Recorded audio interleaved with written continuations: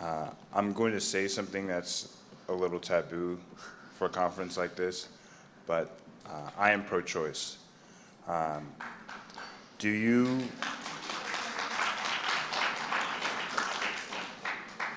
Given that, do you believe that the pro-choice stance is necessarily pro-abortion? And if abortion is made illegal, how will the government and then go about enforcing laws to control drugs like the abortion pill,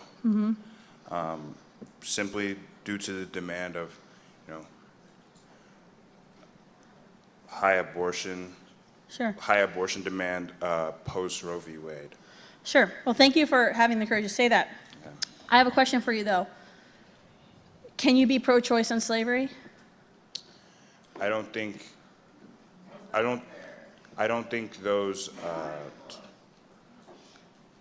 those two compare. Why?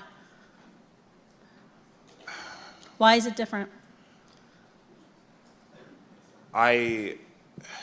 It's much easier to enforce the slavery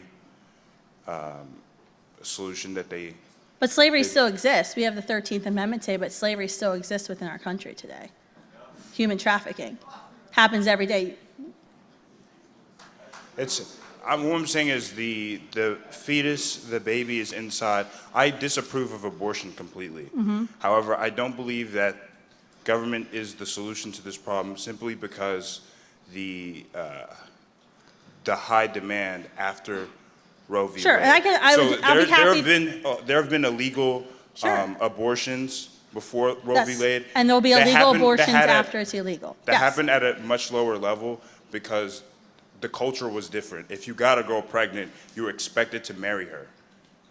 I think the solution to the abortion problem is social movements like Students for Life and YAF and other organizations. Like you had said that this generation is more pro-life than the previous. Do you think that's because of laws that are being put by the books? I think it's and/or.